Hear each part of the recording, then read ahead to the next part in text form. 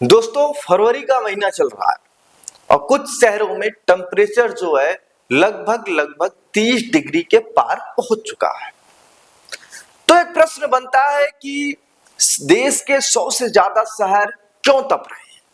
इसमें आपके मथुरा, मुजफ्फरनगर, जालंधर, दिल्ली जैसे शहर हैं।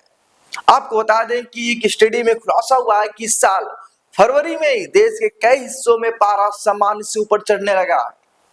आपको बताते चले साथियों कि दिल्ली में 16 फरवरी को अधिकतम तापमान 31.6 डिग्री सेल्सियस पहुंच गया है, जो पिछले 5 सालों में सबसे ज्यादा दर्ज किया गया है।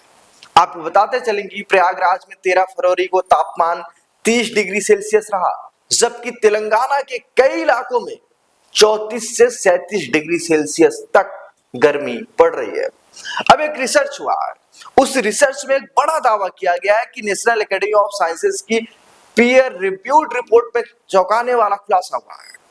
अब आपको बताते हैं कि शहर ग्रामीण इलाकों से तेज गर्म हो रहे हैं, लेकिन यह फर्क मॉडलों द्वारा क्षेत्रीय वार्मिंग को कम आंकने से नहीं, बल्कि शहरी ग्रामीण सतहों के अलग अलग रिस्पॉन्स को नजरअंदाज करने से है।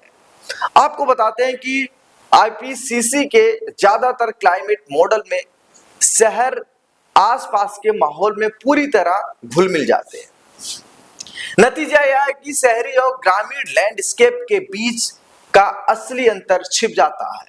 आपको बता दें कि जो शोधकर्ताओं ने 2002 से 2020 तक सैटेलाइट से ली गई सतह तापमान की जानकारी को मशीन लर्निंग मॉडल से जोड़कर देखा, और स्टडी जो है वो साबित करती है कि पेड़ पौधे, नमी और एल्बेडो जैसे भौतिक कारक आज शहर हीट आइलैंड को कंट्रोल कर रहे हैं। शहर हीट आइलैंड को कंट्रोल कर रहे हैं। आपको बता दें कि उत्तर भारत में चिंताएं बढ़ रही हैं क्योंकि गर्मी बहुत तेज बढ़ रहा है। देखिए दोस्तों, ग्रामीण इलाकों में पेड़ों से मिलने वाली ठंडक मुख्य वजह है। उत्तर भारत में मॉडल नमी और पेड़ पौधों की बढ़ोतरी का अनुमान लगाते हैं। आपको बता दें कि यूवे पोट्रिस्पिसन से ग्रामीण ठंडे क्षेत्र में रहते हैं, जबकि शहरों की कंक्रीट सतहें और ड्रेनेज सिस्टम इस फायदे को रोक देते हैं। नतीजन क्या होता है, शहर और गांव का तापमान में जो अंतर है वो लगातार बढ़ रहा है। और जो नतीजे आए हैं, इन नतीजों से पता चलता है कि नॉर्थ ईस्ट चीन और उत्तरी भारत के कई शहरों में 3 डिग्री सेल्सियस तक गर्मी बढ़ने का अनुमान, जबकि अर्थ सिस्टम मॉडल के अनुमानों में उनके अंदरूनी इलाकों में 1.5 से 2 डिग्री सेल्सियस की गर्मी दिखाई गई है। आपको बताते चलें कि जो शोधकर्ता है उन्होंने बताया कि 5 करोड़ लोग खतरे में हैं।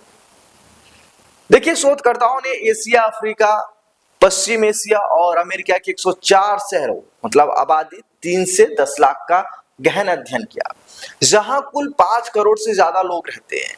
जो नतीजे आए वो बहुत चौंकाने वाले आए।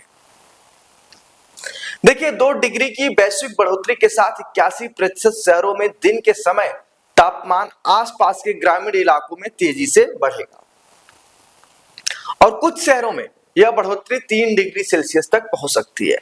आपको बताते चलें कि बिना शहरी हीट आइलैंड प्रभाव के केवल 3 शहरों में 3 डिग्री से ज्यादा वृद्धि दिखती है, लेकिन हीट आइलैंड को शामिल करने पर यह संख्या 26 हो जाती है।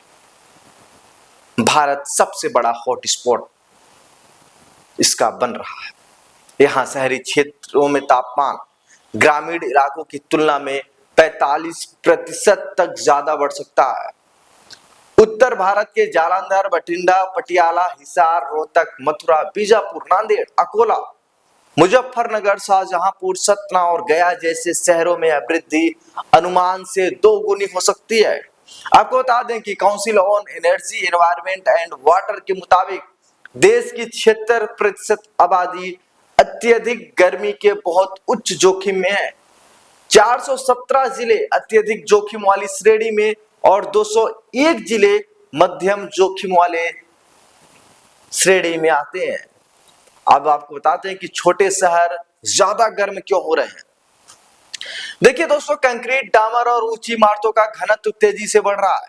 ये सतहें दिन भर सूरज की गर्मी सोख लेती हैं और रात में धीरे धीरे छोड़ती हैं, जिससे तापमान नहीं गिरता, पेड़ों का तेजी से घटना प्राकृतिक ठंडक खत्म कर रहा है। और आपको बता दें कि अनियोजित विस्तार और कमजोर शहरी नियोजन ने समस्या को और विकराल बना दिया है। अब आपको बताते हैं कि टीयर 2 और टीयर 3 शहर तैयार हैं। इन शहरों में बिजली, पानी और स्वास्थ्य सेवाएं पहले से सीमित हैं। हीट वेव के दौरान हालात और बिगड़ सकते हैं। ज्यादातर हीट एक्शन प्लान पूरे वैश्विक मॉडलों पर आधारित है, जो शहरी हीट आइलैंड को सही ढंग से नहीं पकड़ पाते हैं।